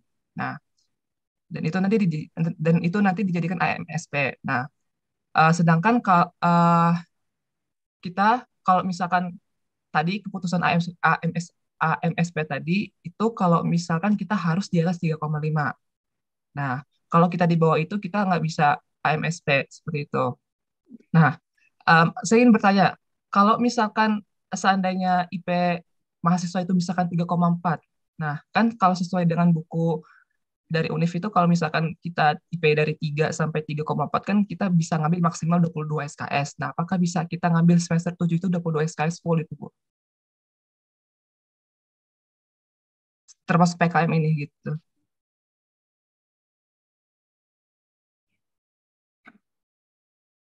Seperti itu saja dari pertanyaan saya. Jadi intinya berapa IP-nya? Misal IP 3,4. Nah, IPS semester kemarin kan 3,4. Nah, kalau misalkan 3,4 itu bisa nggak ngambil full 22 SKS sesuai dengan ketentuan yang udah ada gitu. Kan kalau 22 SKS kan minimal IP-nya harus 3 sampai 3,4 maksimal. 3,5 sorry, maaf. Seperti itu, Pak, Bu. Boleh ikut menjawab. Untuk PKM di semester 117 yang merupakan bagian dari asistensi mengajar, memang sudah di pot 20 SKS ya, maksimal ya. Karena supaya fokus mahasiswa itu di sekolah selama 1 semester penuh. Karena beberapa sekolah itu tidak berkenan bahwa mahasiswa di saat yang sama dia kuliah, tapi dia juga melaksanakan PKM. Karena itu memang di dalam aturan SK Rektor itu semacam sistem blok, di mana mahasiswa fokus dan full di sekolah selama 1 semester, kemudian tidak ada perkuliahan, karena sudah dikonversi sampai ke 20 SKS, sehingga tidak diperkenankan untuk mengambil mata kuliah, apalagi sekarang sudah mulai luring ya, sehingga itu nanti akan mengganggu pelaksanaan PKM. Oke. Dan sepertinya di hampir banyak prodi di semester 7 itu tidak sampai 20 SKS. Sepertinya ya, beberapa atau banyak prodi yang mengalokasikan SKS atau mata kuliah di semester 7 ini tidak sampai 20 SKS, tidak sampai lebih dari 20 SKS, maksimal 20 SKS. Karena itu memang dikonversi dari asistensi mengajar. Oh, oke. Berarti misalkan saya kan ada beberapa mata kuliah lagi yang saya ambil kan, mata kuliah wajib peminatan. Nah, itu sekitar ada 5 SKS itu. Berarti kalau misalkan semester ini saya ngambil 6 SKS PKM, lalu kemudian 5 SKS mata kuliah wajib peminatan, itu apakah boleh, Pak ya? Cukup kan? Yang penting nggak lebih 20 kan? Oh, oke. Baik, saya mau informasi saja. Oke, baik, terima kasih Pak, Bu. Nah, tetapi mata kuliah yang menjadi sisa dari 14 itu itu masuk kategori mata kuliah MBKM atau asistensi mengajar, sehingga dikonversi tidak kuliah tetapi nanti bimbingan dengan dosen yang mengampu dan dosen pembimbing PKM untuk bersama-sama melaksanakan perkuliahan itu tidak di kelas tetapi hanya memberikan tugas-tugas karena mahasiswa yang bersangkutan di sekolah selama 1 semester full. Oke, baik-baik. Berarti hanya tugas dan semacamnya aja, Bu ya? Iya. Berarti nggak ada tatap muka. Oke, Nggak ada baik. tatap muka, nggak ada pertemuan seperti kuliah reguler. Oke, I see. Baik, Pak.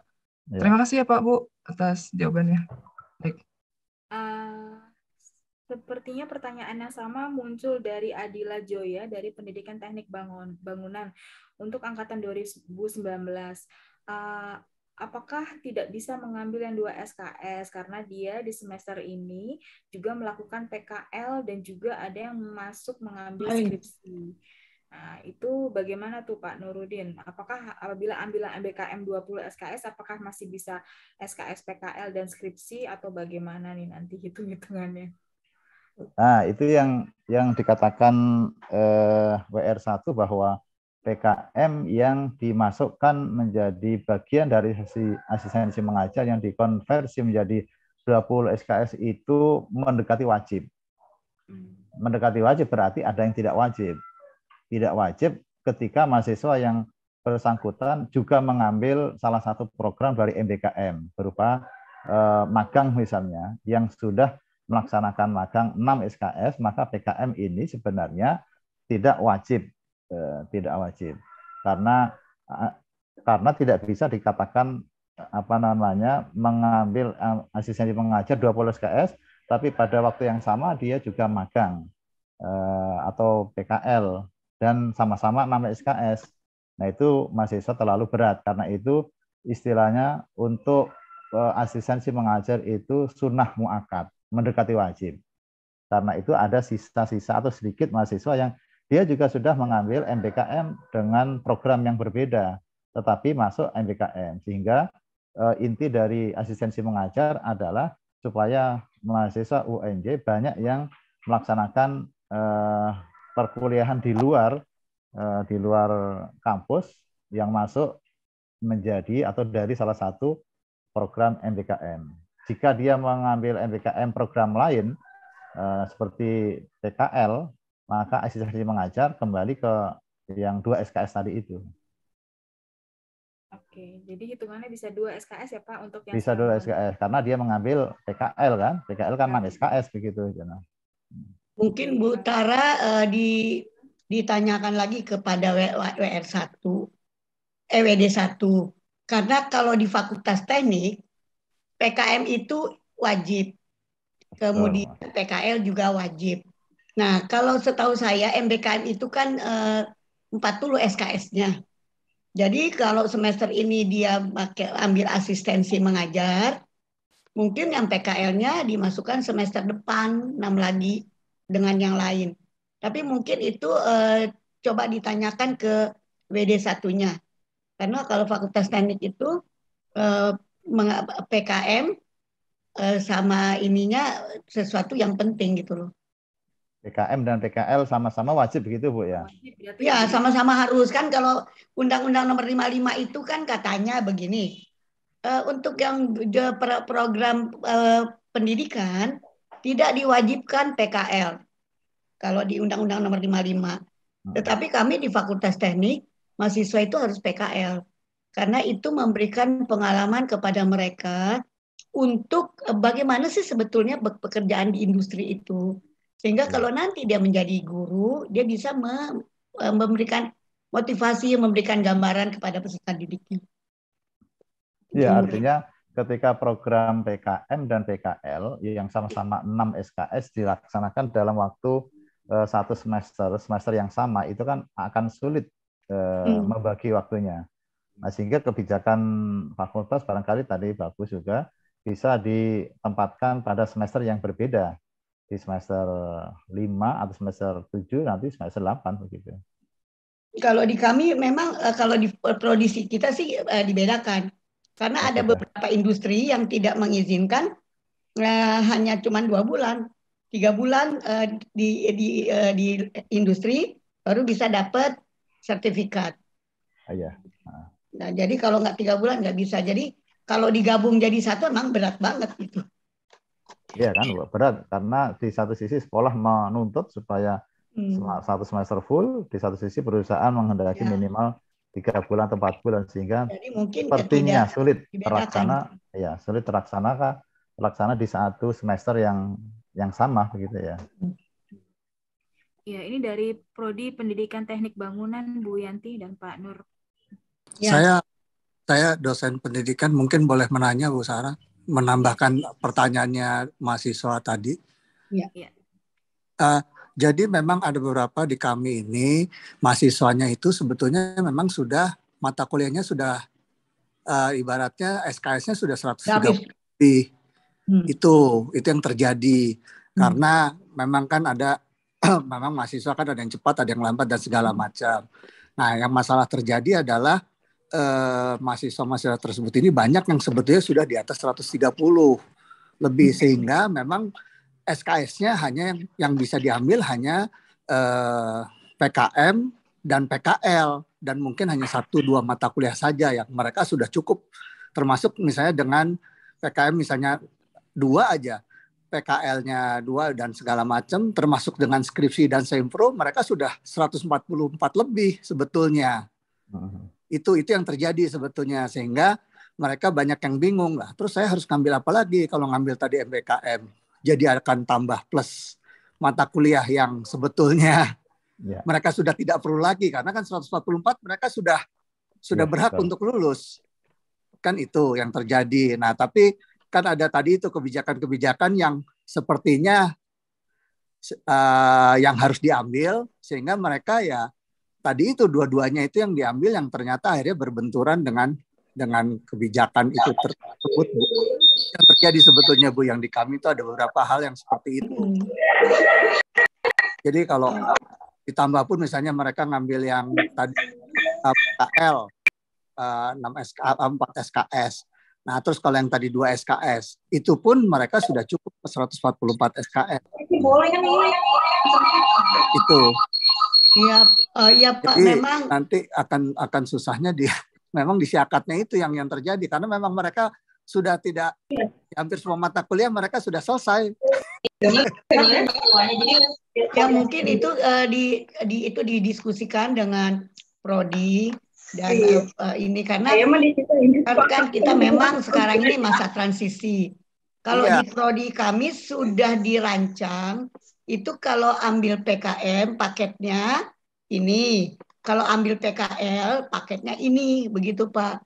Karena kan MBKM itu mesti 40 SKS ya. Iya betul Bu. Tapi kan itu memang ini kan ya tadi itu karena masa transisi itu kan sebenarnya 19 itu kan kena imbas Bu. Iya. 18 Pak, 18. Iya 18-19 itu pasti kena imbas Bu. Ya. Terutama untuk mahasiswa-mahasiswa yang cepat itu kan gitu kan. Harusnya kan kebijakan itu mulai angkatan 20 gitu loh Bu. Emang sebenarnya kan kita baru merancangnya tidak akan begitu, Pak. terjadi seperti ini. Nah, cuman kan kita juga harus bisa bisa mengakomodir mahasiswa-mahasiswa yang memang sudah bisa cepat. Ini kan terus gimana gitu. Ya. Gitu. Ya, Pak Eka ya, Pak Eka. Kasihan kan itu yang apa ya? Saya memberikan yang artinya mereka kebingungan gitu loh. Saya sudah tinggal 8 SKS lagi, 10 SKS lagi sudah bisa lulus, tapi ya itu tadi harus ngambil dua-duanya, yang ternyata kebijakan itu kan agak berbenturan gitu. Itu aja Pak sebetulnya. Kan nggak mungkin, harusnya ya 3,5 tahun ibaratnya mereka bisa selesai sebetulnya, atau paling nggak semester depan tinggal skripsi. Ini kan jadi mundur lagi yang sebetulnya pengaruh ke akreditasi juga sebetulnya. Itu aja Pak, mungkin Pak, makanya pertanyaan timbul dari mahasiswa kami itu Pak. Terima kasih Pak. Pak Eka. Iya Pak. Urun rembuk ini. Untuk mahasiswa-mahasiswa yang seperti Bapak tadi sampaikan, memang ada hal-hal yang khusus ya.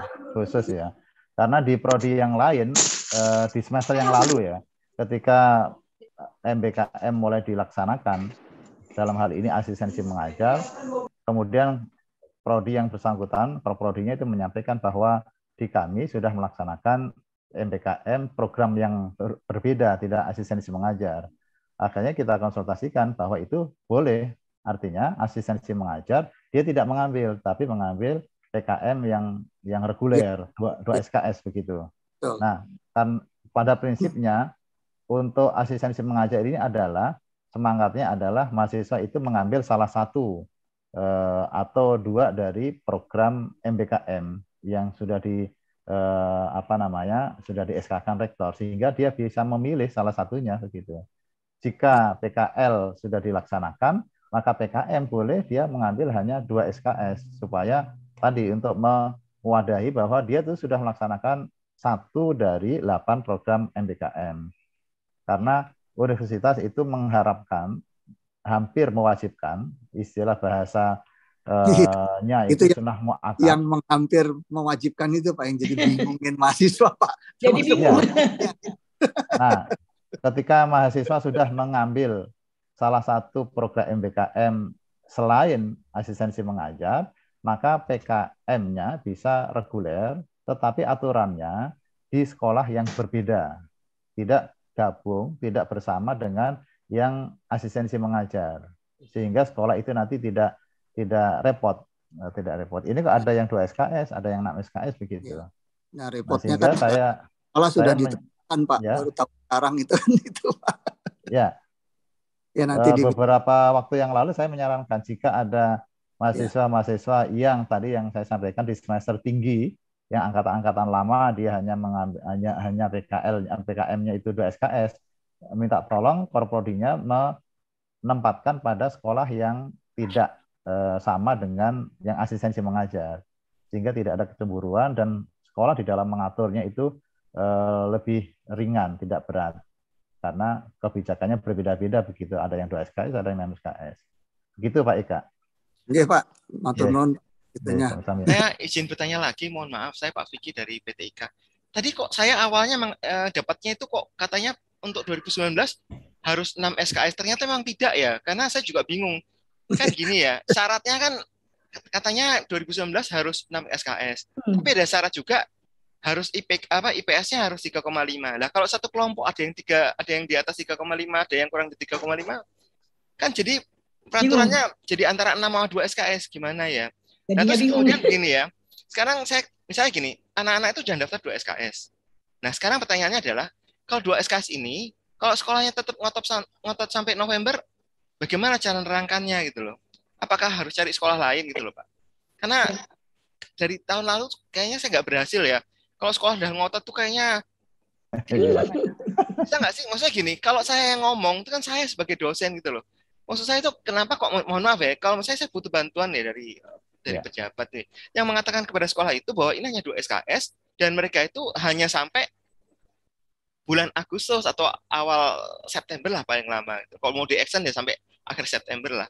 Begitu loh Pak. Jadi saya gini, karena saya tuh saya bimbing agak banyak ya. Dan mereka tuh beragam tuh IPS-nya itu loh. Dan kan nggak mungkin ya 2 SKS sama 6 SKS karena sudah satu kelompok dipisah dan mereka sudah dapat sekolah kan gitu loh Pak. Gimana ya? Mohon kebijakannya deh. Karena saya sendiri juga bingung kalau ke sekolah saya mau ngomong apa gitu loh.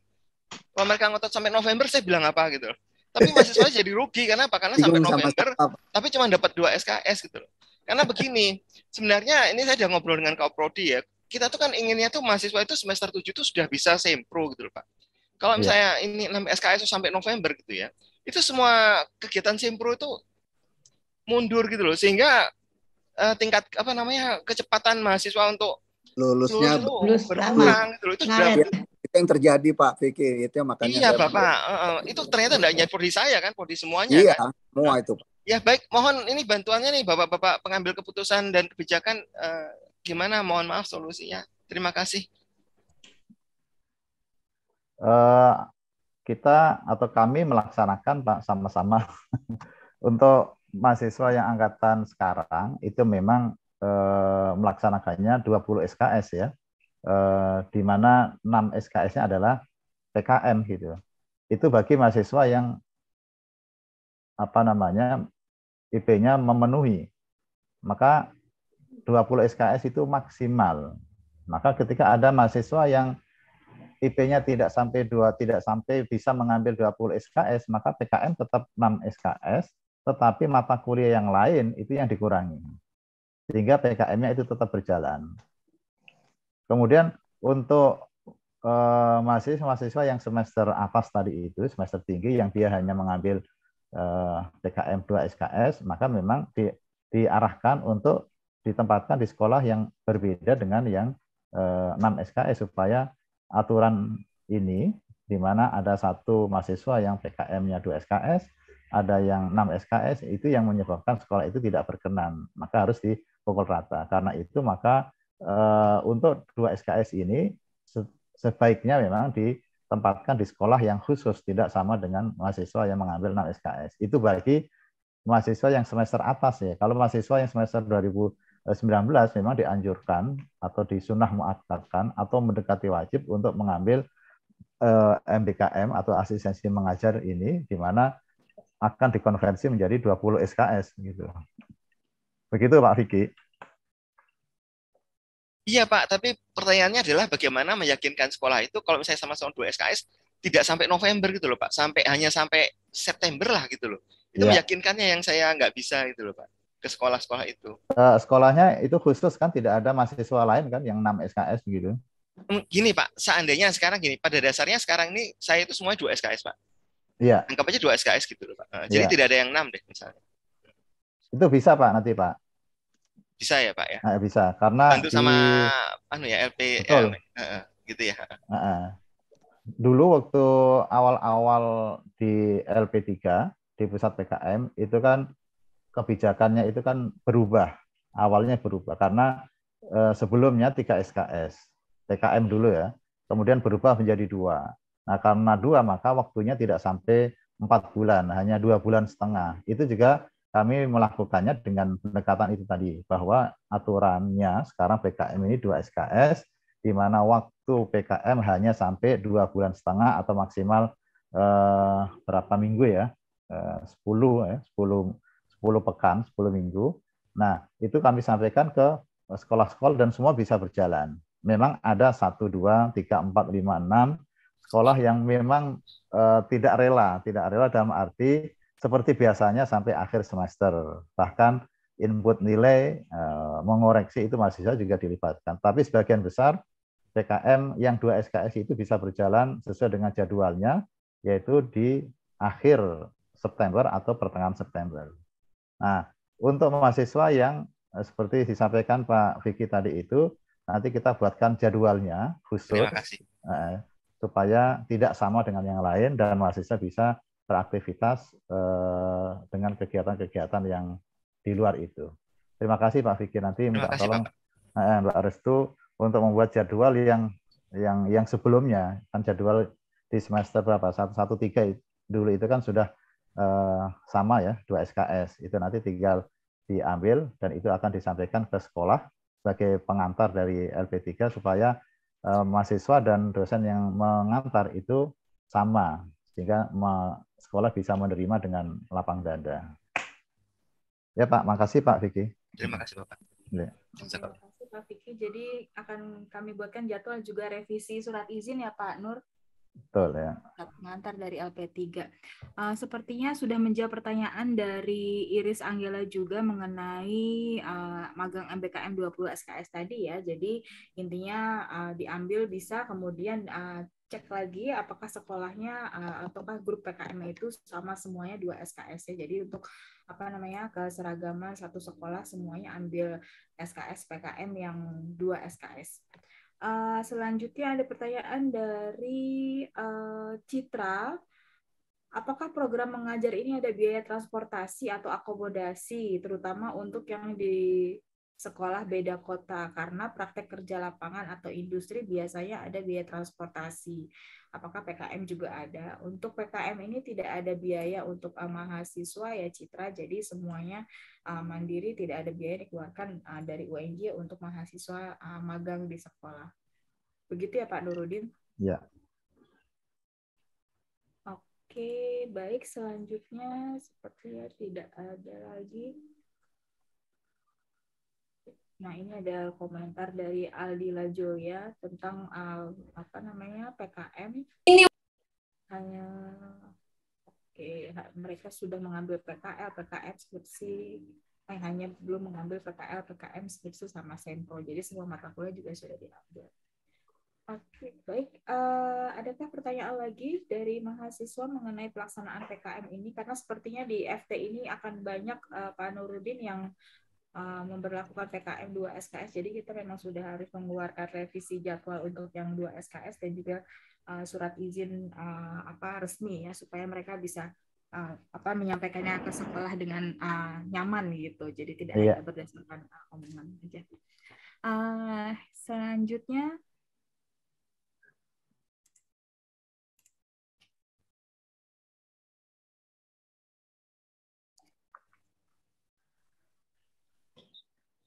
masih adakah pertanyaan Bapak Ibu? Bu Yanti, bagaimana?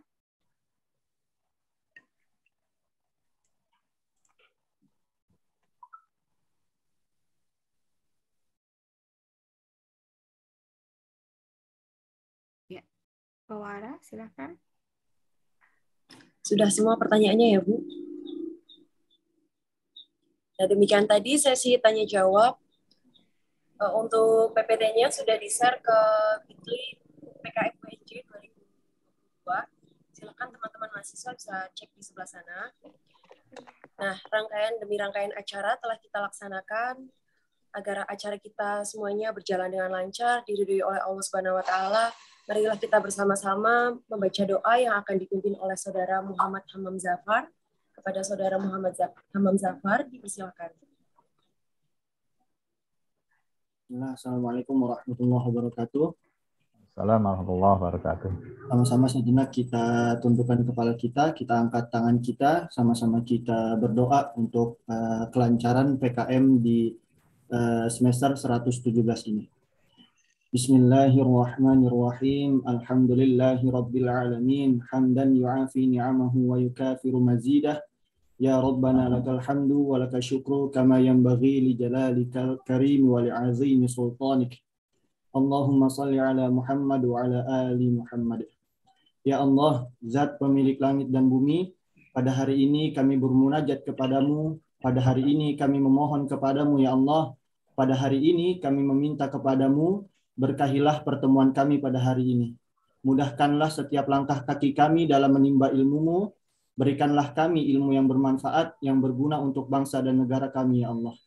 Ya Allah, ya Rabb, ya Rahman, ya Rahim, berkahilah setiap detik, setiap langkah, dan setiap pengorbanan guru-guru dan dosen kami. Jadikanlah setiap ilmunya yang telah diberikan menjadi pemberat timbangan amal soleh di akhirat kelak. Ya Allah, Sang pemilik ilmu pengetahuan, pada hari ini kami meminta kepadamu ya Rabb, dengan kerendahan hati kami memohon kepadamu, mudahkanlah kami dalam melaksanakan PKM pada semester 117 ini. Lancarkanlah kami dalam mengajar dan mendidik siswa-siswi kami nantinya ya Allah. Ya Allah, berkahilah ilmu yang akan kami berikan kepada murid-murid kami. Subhanakallahumma wa bihamdika, asyhadu an la ilaha illa anta, astaghfiruka wa atubu ilaik. Rabbana atina fid dunya hasanah wa fil akhirati hasanah wa qina azabannar. Subhana rabbika rabbil izzati amma yasifun wa salamun alal mursalin walhamdulillahi rabbil alamin. Assalamualaikum warahmatullahi wabarakatuh. Baik Bapak Ibu dan hadirin sekalian, demikian tadi seluruh rangkaian acara pembekalan PKM semester 117 Universitas Negeri Jakarta. Terima kasih atas kehadiran Bapak Ibu dan peserta Zoom sekalian. Semoga selalu diberikan kesehatan dan kelancaran dalam acara PKM ini. Saya Afila Maharani.